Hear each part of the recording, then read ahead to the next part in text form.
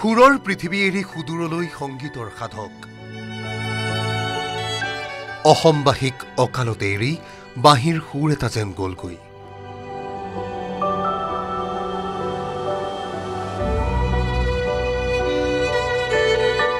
দীপক শৰ্মা আৰু নাই বাঁহীৰ সুৰ এটাই যেন ঠাইতে বিনাই নলবাৰীৰ পৰা নগৰ দশোদিশ বিয়পি থকা সুৰীয়া নাম এটাই যেন দীপক শৰ্মা অসুস্থতাৰে যুঁজি যুঁজি নিয়তিৰ ওচৰত হাৰি গ'ল অদম্য শক্তিৰ অধিকাৰী দীপক শৰ্মা দেশৰ পৰিধি পাৰ কৰি বিদেশতো আঙুলিৰ লহৰত অসমীয়া সংগীতৰ জ্যোতি বিয়পোৱা মানুহজন আৰু নাই নলবাৰীৰ এই চৌহদটোৰ পৰাই বুকুতে বাঁহীটো সামৰি ওলাই গৈছিল দীপক শৰ্মা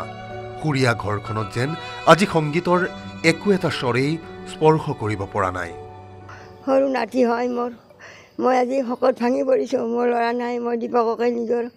নাতি বুলি ইমান মৰম কৰিছিলোঁ মোক ইমান মৰম কৰিছিল সেই দীপক আজি নাই বুলি ক'বলৈ মোৰ অন্তৰৰ পৰা নভাষা নলয় চব আহে দৌৰি দৌৰি দীপক দা আহিছে খোৱা লোৱাটো পিছৰ কথা খালি দীপক দাক লাগে আৰু দীপকে এই বাঁহৰ চাংখন বনাইছে তাতে বহিহে বাঁহী বজাই থাকে ল'ৰা ছোৱালীবিলাকে চাই থাকে সেনেকুৱা এটা আছে এইটোকো সময় যে আমি সপোনতো ভবা নাছিল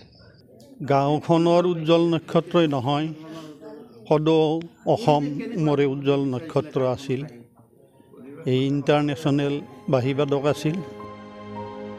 যকৃতৰ জটিল ৰোগত আক্ৰান্ত হৈ আছিল দীপক শৰ্মা দীৰ্ঘদিনীয়া অসুস্থতাৰ বাবে বহুবাৰ হৈছিল চিকিৎসাধীন যুঁজাৰু শিল্পীৰ প্ৰয়াণ ঘটিল চেন্নাইৰ হাস্পতালৰ বিচনাত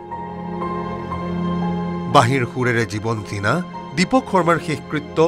ৰাজ্যিক মৰ্যাদাৰে সম্পন্ন হ'ব বুলি ঘোষণা কৰিলে ৰাজ্যৰ মুখ্যমন্ত্ৰীয়ে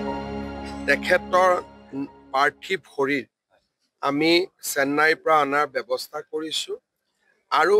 ৰাজ্যিক মৰ্যাদাৰে সৈতে আমি তেখেতৰ অন্তিম যাত্ৰাত তেওঁক শ্ৰদ্ধা জনাম তেওঁৰ বাঁহীত মই ভাবোঁ যে ইমান ভাল বাঁহী বজোৱা আৰু অকল বহুত ডেফটত গৈ তেওঁ বাঁহী বজাব পাৰিছিল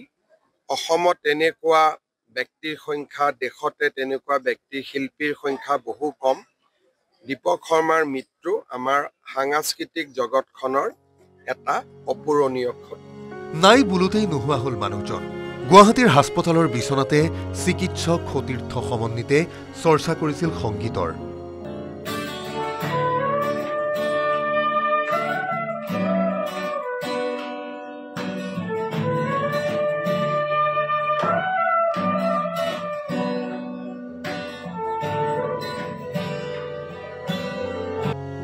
সেই মানুহজনে এতিয়া নাই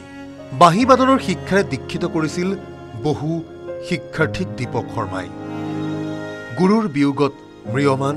দীপক শৰ্মাৰ শিষ্য 2025 কাঢ়ি নিছে এজনৰ পাছত আন এজন প্ৰসিদ্ধ অসমীয়াক বছৰটো যেন নাযায় নোপোৱাৰ দৰেই অনুভৱ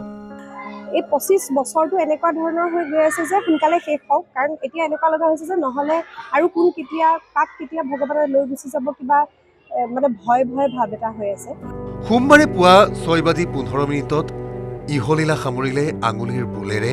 চহা সুৰ তোলা দীপক শৰ্মাই থৈ গ'ল জাতিটোলৈ বুলি সুৰৰ পাঞ্চৈ bureau report news 18 Assam North east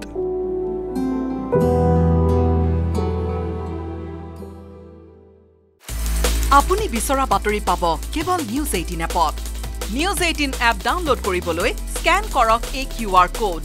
Google Play ষ্টৰতো পাব এই নিউজ 18 এপ